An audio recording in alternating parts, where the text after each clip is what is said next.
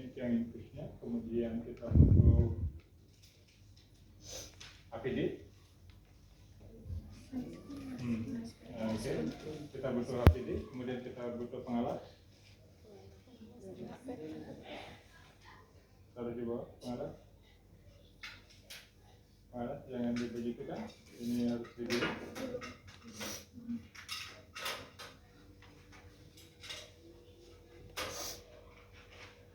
Oh, tidak boleh digininya pakai. Sini.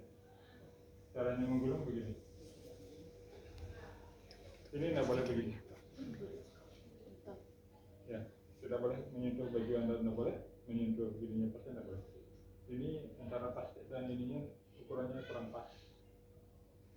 Seharusnya ini yang enak itu ukurannya pas, gedenya pas. Ini dibalik.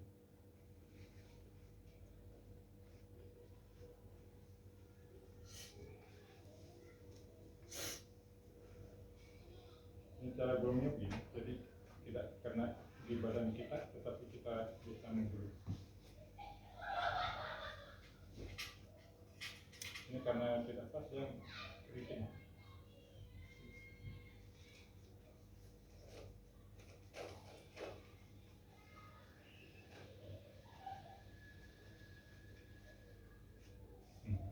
Kemudian cara pemasangannya nanti seperti ini. Taruh, kemudian setelah ditaruh tangan diangkat digelinding. Taruh di bawah, satu.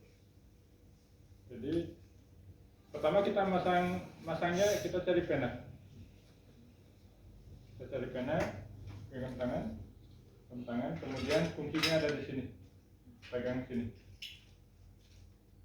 Kalau nggak kuat megang, kita pakai ini namanya torniket. Cara masangnya seperti ini, bukan kebalik. Jadi masangnya ini, setelah dipasang pada tangan ditarik saja. Ini harus digenggam. Kalau umpamanya pena pasien kelihatan, kita bisa tepuk-tepuk. Kemudian lama-lama dia akan terlihat.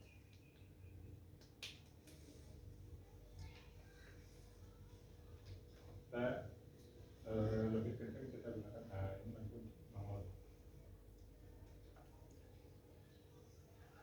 Tangan yang itu.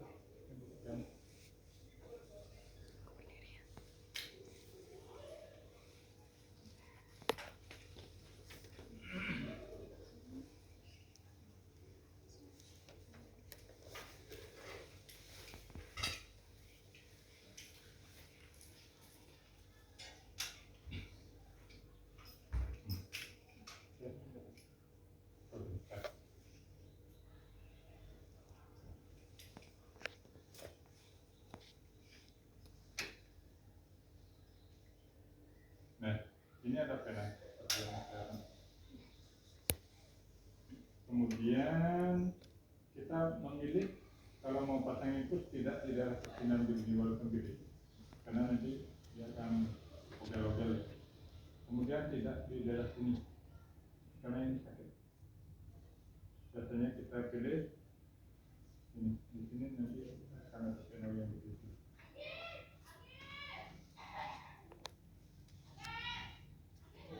Nah, dari pena yang lurus ini ketemu, karena bisa rapat. Jadi pena ini. Kemudian sini juga ada. Laba pena ini.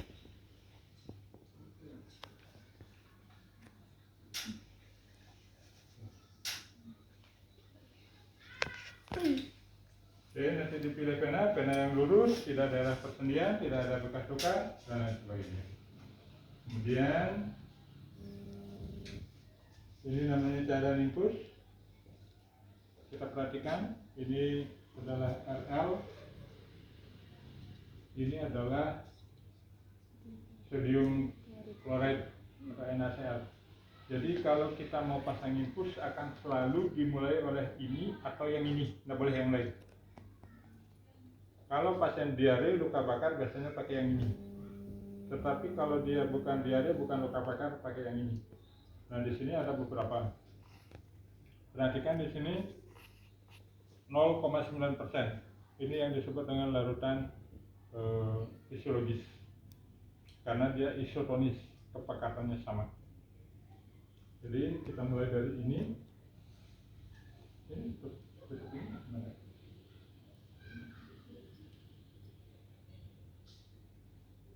Ini mana nih? Ini.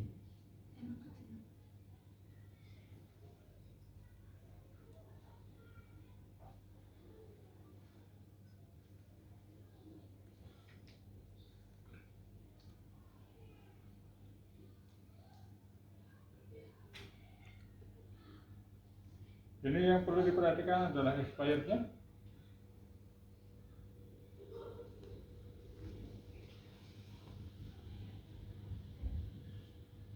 Ini tanggal berapa? Ini bukan ini.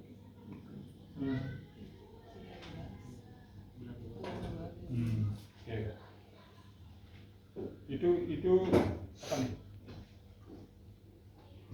Pembuatannya, expirednya? Expirednya tanggal 1 Januari 2026. Jadi expired ada di sini, tinggal dibaca. Ini kandungannya. Nah, kemudian nanti pada saat memasang cara megangnya seperti ini. Ini ada lubang. Jadi ini tinggal dipasang. Oke, ini jenis cairan. Dia NaCl 0,9%. Kemudian nanti kita pasang menggunakan ini namanya infuser.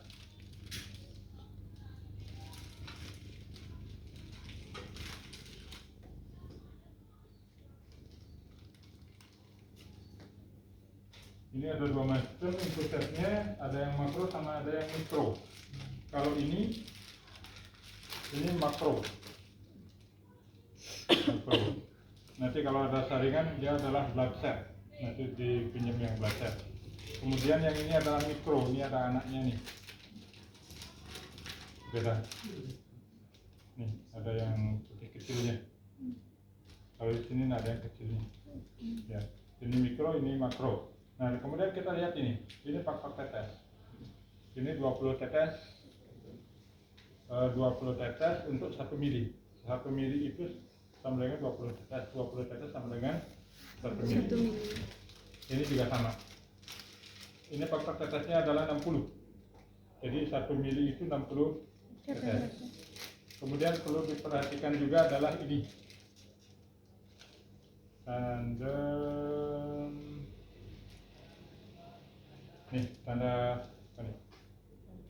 panah. Di samping tanda panah ini biasanya ada robekan sedikit. Nih. Iya, berarti nanti kalau Anda mau masang, robeknya di sini, bukan di tempat lain. Jadi perhatikan tanda panah ini. Kemudian yang berikut adalah kita cari faktor tetes sudah. Kemudian yang perlu kita cari adalah expired date. Expired date mungkin ada di sini. Nanti kita baca.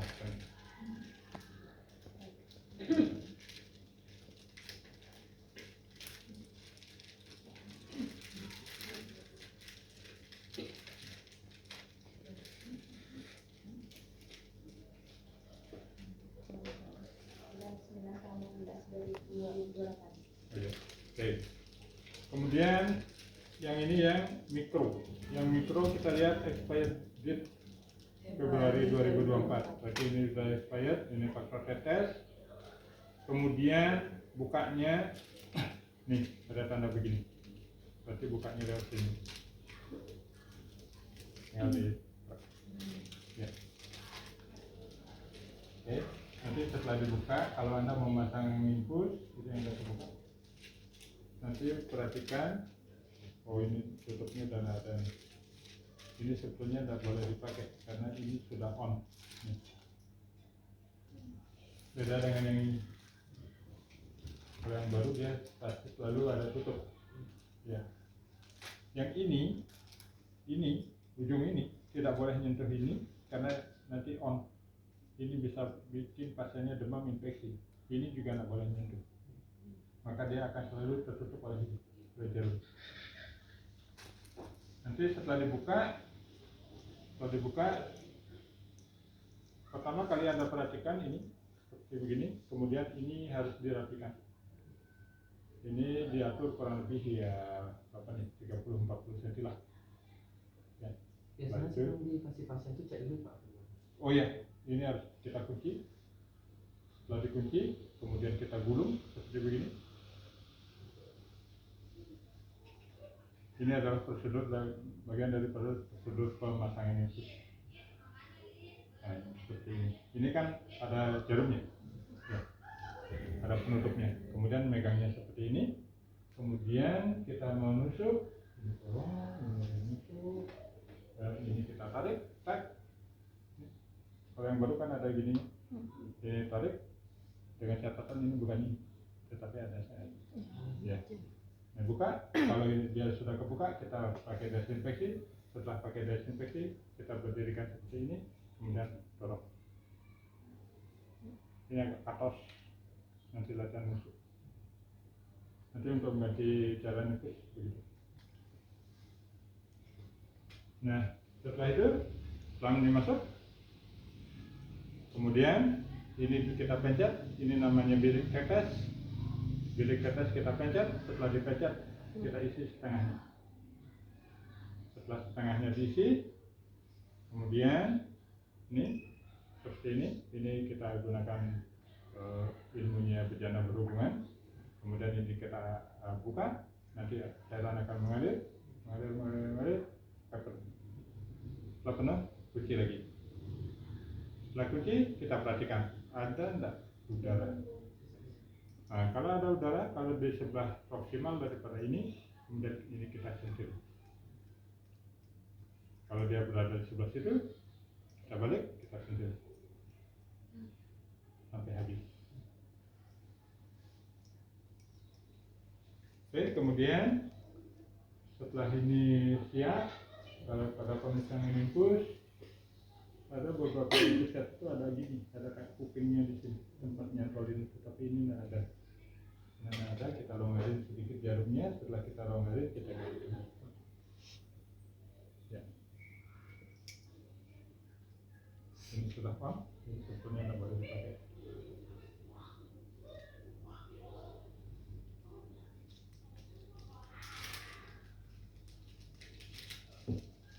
Nanti setelah infus siap, barulah kemudian kita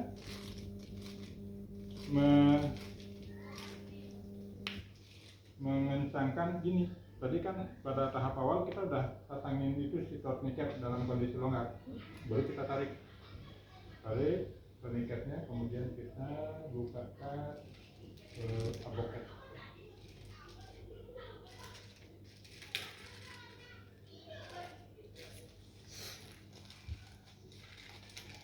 Ada berbagai jenis aboket. Perhatikan penomorannya. Ada 18, 22, 20. Ada yang 8. Makin besar nomor, maka jarumnya makin kecil. Makin besar nomor, jarumnya makin kecil.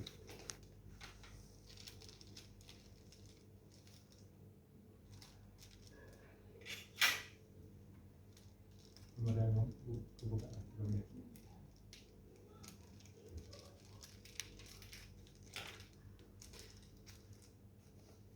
Oke, kita buka satu, kita perhatikan. Ini tempat bukanya ada di mana? Nah, ini ada tongkang gini. Selalu alat-alat medis itu pasti ada gini, tanda tempat buka ini. Lihat nih tongkangnya.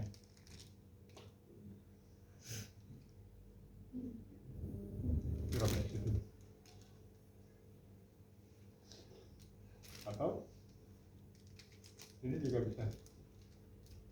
Ada tongkangnya juga. Tanda.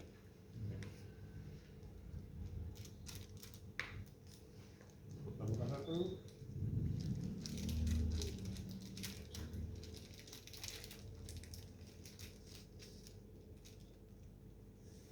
yang nomor berapa tadi? 18. Oke, kita buka. Nanti pada saat Anda mau pasang infus, Anda kencengin, tarik. Setelah ditarik, kemudian Anda menggunakan kapas alkohol atau alkohol swab. Alkohol swab, umpamanya ini Anda mau cari gini, cari apa? Cari pena, tinggal dioles, seret. Kalau kapas alkohol, ini kurang. Kalau kapas alkohol, caranya seperti ini. Nih, 1, 2, 3. Apa yang diperhatikan? Saya ulang. 1, 2, 3. Apa yang diperhatikan? Sisi kapasnya. Oh iya, betul. Satu sisi hanya satu kali. Pertama sisi paling bawah. Nah itu sisi yang samping kiri. Nah itu sisi samping kanan. Kalau alkohol swab dia kan lebar. Ya. Kemudian masuk ke dalam bengkok. Kemudian cara megang mau pasang infus seperti ini. Ini kan udah dikencengin, karena udah kelihatan. Pena kita fiksasi, atas bawah kita fiksasi supaya dia tidak goyang. Ya. Kemudian untuk jarum, ini namanya mandarin.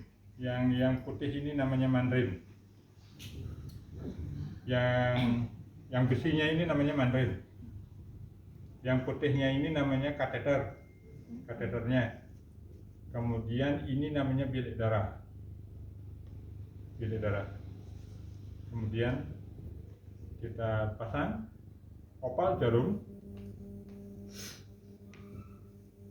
Ini sebetulnya wadahnya ada yang opal, ada yang tidak. Ini kebetulan yang tidak. Nanti kalau yang ada opal begitu kita pegang, enak. Yang ini tidak boleh disentuh, ujung tidak boleh disentuh. Kita hanya bisa pegang di sini.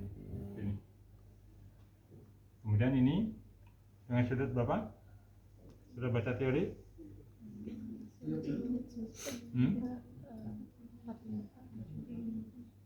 Sudut berapa? Awalnya berapa? Oh, awalnya 45 atau 30, 45. Masuk. Setelah masuk, nanti tangan Anda akan melaporkan bahwa ini jarum melewati kulit, melewati pena. Itu tidak bisa dihafal, tidak bisa dibaca. Itu butuh pengalaman. Bagaimana tangan Anda bisa merasakan pada saat jarum melewati kulit, menembus pena. Saya karena sudah lebih dari 3 bulan tidak pernah masang infus, rasa itu udah hilang. Ya. Jadi kalau saya mau nusuk, saya udah nggak ngerti apakah dia sudah ada di pinggir pena, di tengah pena, ataukah dia nggak ketemu pena. Saya nggak ngerti karena sensasi di tangan saya udah hilang. Untuk menumbuhkan sensasi di tangan itu kita perlu latihan berulang kali sehingga kita merasa, oh kalau sebegini gininya, kerasnya, oh ini kulit, oh ini pena. Nanti persis di atas pena ini tidak boleh nyentuh nih, tidak boleh nyentuh. Maka jarak ini kita atur, jarak pegangan ini kita atur. Kemudian ini kalau tangan Anda gemeteran, biasa kalau masang pertama kali kan bisa begini nih, mau nusuk sini bisa di sini. Ini Anda bisa minta bantuan sama tangannya si pasien. Caranya adalah ini yang kita mainkan. Jadi sentuhkan, semakin pendek jarak ayunnya, maka gemetarannya akan semakin hilang. Ini seperti ini, kita tusuk. Ini opalnya menghadap ke mana? Ke atas. Kita tusuk. Setelah ditusuk, nanti akan terasa bahwa jarum ini melewati kulit, melewati pena. Setelah melewati pena, kita perhatikan di sini. bilik darah. Ya. Begitu di bilik darah keluar darah, kemudian Anda tarik kurang lebih 1 cm, sehingga ujungnya ini lemes karena dia plastik. Setelah lemes, tadi yang awalnya tangan Anda, jari Anda megang kedua ini seperti ini, bagian hijau dan bagian putih, kemudian setelah ditarik, maka tangan Anda pindah ke bagian yang hijau saja. Nih. Kemudian didorong, mentok sampai mentok. Setelah sampai mentok, Anda posisikan tangan dengan posisi 3 jari. Nah, anggaplah ini sudah masuk ya, sudah masuk. Dia sudah masuk ke dalam. Berikutnya posisi tangan Anda seperti ini. Tek. Ya. Setelah itu, tarik mandrin, Anda buang ke safety box. Ada kotak untuk jarum safety box. Kira-kira darahnya keluar enggak? Dari mana keluar? Sudah bisa. Kan sudah saya tekan pakai yang ini. Nah, saya buang ke safety box. Saya ambil selang yang tadi yang saya gantung. Kemudian saya sambung. Setelah saya sambung, maka berikut tangan saya akan megang ini. Ya. Atau tangan saya bisa begini. Kalau saya tidak kidal. Kemudian saya ambil hipapik. Saya butuh hipapik kurang lebih lebarnya 1 cm. Ini hipapik 1 cm seperti ini. Kemudian saya rekatkan. Tak. Persis di sini. Hipapik. Setelah hipapik, berarti ini jarum sudah tidak lepas lagi. Jarum tidak lepas lagi, kemudian saya ambil hipapik lagi, saya fiksasi kulit. Saya butuh kurang lebih 3 cm kali 3 cm. Saya tempel hipapik. Tempat tusukan akan terlihat. Ini namanya sistem window. Tempat tusukan akan terlihat. Ini untuk melihat apakah nanti infusnya infeksi atau tidak. Kalau dia infeksi, tempat tusukan ini warnanya merah. Hari 1, hari 2, hari 3 kita perhatikan. Itu bagian daripada perawatan infus. Kemudian ini tempat tusukan, saya ambilkan lidi kapas. Kemudian saya kasih betadine. Perhatikan pulpen saya pada saat saya masang betadine. Apa yang Anda lihat? Gilingan doang. Betul. Dia berada di satu tempat tetapi dengan si betadine bukan begini. Oke, setelah itu, setelah saya kasih betadine, saya butuh kasa kurang lebih 1 cm kali 1 cm untuk menutup luka ini. Setelah saya kasih kasa 1 cm kali 1 cm, kemudian saya tutup dengan hipapik kurang lebih 2 cm kali 3 cm kali 3 cm atau 3 kali 4 cm. Kemudian bagian ini, selang yang masuk tadi, itu saya fiksasi juga. Itu adalah teknik untuk pemasangan. Hati-hati bermain jarum karena ini dia sumber penular penyakit. Maka dia harus dibuang ke safety box. Kalau Anda mau tutup jarum, tidak boleh menggunakan 2 tangan. Anda harus menggunakan 1 tangan saja. Dan ini sangat jarang dilakukan karena sekarang tidak ada anjuran untuk melakukan re-cupping.